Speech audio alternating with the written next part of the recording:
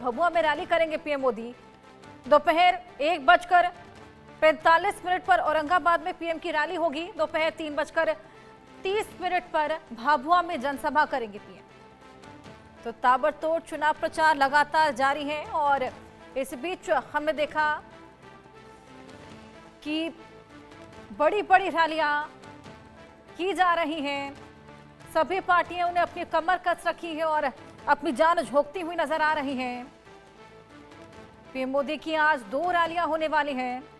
विशेष संबोधन देखने को मिलेगा। पीएम मोदी 2 ये बड़ी रैलियां करने वाले हैं। औरंगाबाद भभुआ में ये रैली करेंगे पीएम मोदी। 1:45 पर औरंगाबाद में पीएम की रैली। 3:30 बजे भभुआ में जनसभा करेंगे पीएम मोदी।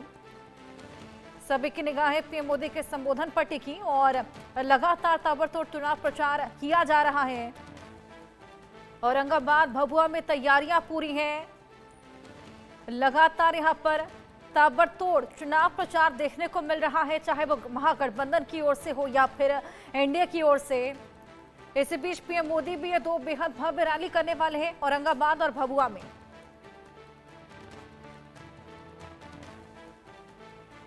दोपहर 3:30 बजे भभुआ में जनसभा होगी और यहां पर एक विशेष संबोधन पीएम मोदी करेंगे। तैयारियां पूरी हैं। पीएम मोदी पहुंचेंगे और बिहार में ये बम्पर रैलियां हो रही हैं।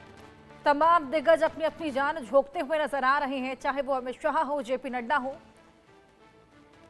या पीएम मोदी खुद चुनावी मैदान में उतरे हुए हैं और वहां पर लगातार ये प्रचार देखने को मिल रहा है। इससे पहले भी भव्य रोड शो देखा गया था और आज ये 2 रैलियां, ये बेहद बड़ी रैलियां जहां पीएम की हुंकार सुनाई देगी। अब वोटिंग के लिए जिस तरीके से 1 हफ्ता बाकी है, इसके बाद 14 को रिजल्ट्स आने हैं। कल पहले चरण का मतदान हो चला है, जहां पर बिहार की जनता ने रिकॉर्ड तोड़ वोट करके इतिहास रचा। 65% के करीब यहां पर वोटिंग देखने को मिली है पहले चरण में और आज पीएम मोदी रैलियां करने वाले हैं। आइए और जानकारियां इन रैलियों को लेकर लें। शैलेंद्र कुमार हमारे साथ जुड़ गए हैं। शैलेंद्र, पीएम मोदी की 2 बेहद भव्य रैलियां होने वाली हैं और क्या कुछ तैयारियां उसको लेकर, क्या कुछ आज इन रैलियों में देखने को मिलेगा? देखिए, मगध और शाहबाद का क्षेत्र है जहां रैलियां आज होनी है। चूंकि लास्ट चरण में यहां मतदान होना है 11 तारीख को और उससे पहले रैलियां इसलिए भी महत्वपूर्ण है क्योंकि ये वो क्षेत्र है जहां पर एनडीए पिछली बार एनडीए के एक तरह से कहें सुपड़ा साफ हो गया था। औरंगाबाद में रैली होगी और उसके बाद कैमूर में रैली होगी और शाम को प्रधानमंत्री नरेंद्र मोदी अपने लोकसभा क्षेत्र यानी जहां से वो जीते हैं या काशी के लिए जाएंगे, वाराणसी के लिए जाएंगे। तो ये कह सकते हैं कि जब यहाँ पर रैली करेंगे यानी आज औरंगाबाद में 10 जो कहे कि विधानसभा क्षेत्र वहां पर हैं उनके सभी प्रत्याशी होंगे। अगर दोनों रैलियों की बात करें तो 26 प्रत्याशी मंच पर होंगे।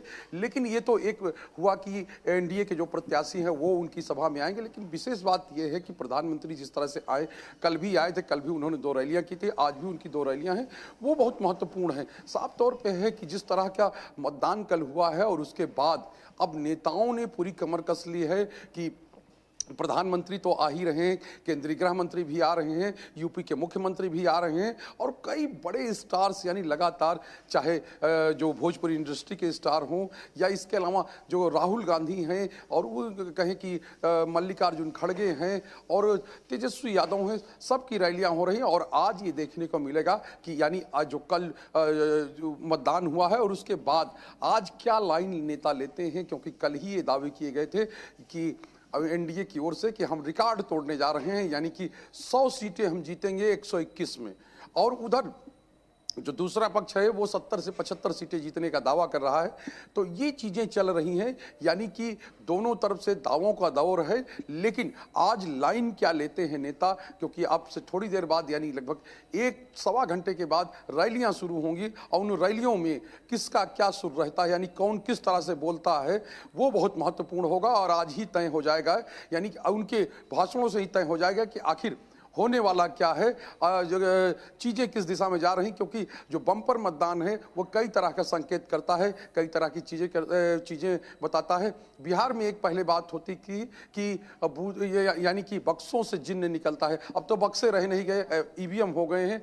लेकिन अब ये माना जा रहा है जिस तरह से मतदान हुआ है तो ईवीएम से जिन्न निकलेगा, यानी ईवीएम से जो चीजें निकलेंगी वो बिहार के लिए बहुत ही उपयोगी होंगी, महत्वपूर्ण होगी। और ये भी कहा जा रहा है बिहार की राजनीति को बदलने वाला यह चुनाव है, यानी 2025 का जो चुनाव है बिहार की राजनीति को पूरी तरह से बदल कर रख देगा। यानी अभी तक जो चीजें हो रही थी, अभी तक जो बातें हो रही थी, उनसे भी बिल्कुल इतर होगा और लैंडस्लाइड की ओर, यानी कि एक तरफा परिणाम आने की उम्मीद जो है वो लोग लगा रहे हैं। और एक चीज और भी है कि जब आज नेता अपना भाषण देंगे, यानी कि चाहे प्रधानमंत्री हो, चाहे राहुल गांधी हो, चाहे अन्य लोग हों, तब बहुत चीज़ें बहुत कहें कि क्लियर कट होगा कि आखिर भाषणों में वो किस तरफ जा रहे हैं। यानी कि अगर उनके भाषण इस तरह के रहते हैं, यानी कि हमले तेज होते हैं या वहाँ के लोगों को प्रभावित करने की कोशिश होती है, तब आप समझिए कि वो कुछ चीज़ें तो उनके साथ हैं। लेकिन यही चीज़ें हैं कि अब देखना यह है कि प्रधानमंत्री आज अपनी रैली में क्या कहते हैं, क्योंकि साफ तौर पे है वो जो कहते हैं उसी के अनुसार चुनाव आगे बढ़ते हैं। क्योंकि जंगल राज की बात लगातार चाहे बीजेपी के नेता हों, चाहे जेडीयू के नेता हों और चाहे उनके सहयोगी हों, वो करते रहे हैं। और विशेष बात यह है कि जो रोजगार देने की बात हो रही है, यानी कि पलायन रोकने की बात हो रही है, बिहार में इंडस्ट्री लगाने की बात हो रही है, इन सब को लेकर अब सभी नेता, चाहे वो राजद के नेता हों, चाहे वो बीजेपी के नेता हों, चाहे जेडीयू के नेता हों या जनसुराज हो, अब एक सुर में ये उठने लगा है कि नहीं, हम सत्ता में आएंगे तो हम बिहार के लिए करेंगे, हम बिहार के लिए करेंगे। तो ये भी कह सकते हैं कि अब बिहार के लिए एक अच्छा समय आने वाला है। भले ही सरकार किसी की बने, लेकिन नौकरियों की दिशा में, रोजगार की दिशा में, इंडस्ट्री की दिशा में, पढ़ाई की दिशा में और कहें पढ़ाई के साथ स्वास्थ्य की दिशा में बड़े कदम जो भी सरकार आएगी उसको उठाना पड़ेगा। क्योंकि बिहार में अब ये मुद्दे बनने लगे हैं, यानी इन मुद्दों ने अपना स्थान बना लिया है। और या यूं कह सकते हैं कि चारों तरफ से अब यही आवाज़ आ रही है कि हमको कमाने के लिए बाहर नहीं जाना है, हमको यहीं रहना है और हमको स्वरोजगार करना है, हमको सरकारी नौकरी चाहिए। तो ये चीज़ें अब बिहार के राजनीति की धारा में मेन स्ट्रीम में आ गई हैं। बिल्कुल। और शैलेंद्र, जिस तरीके से पहले NDA as a whole party बेहद अच्छा लगातार परफॉर्म कर रही थी और ख़ासा भरोसा जनता को उस पर है, लेकिन इस बार बीजेपी भी वहाँ पर ख़ासा लोगों ने पसंद किया है बीजेपी को।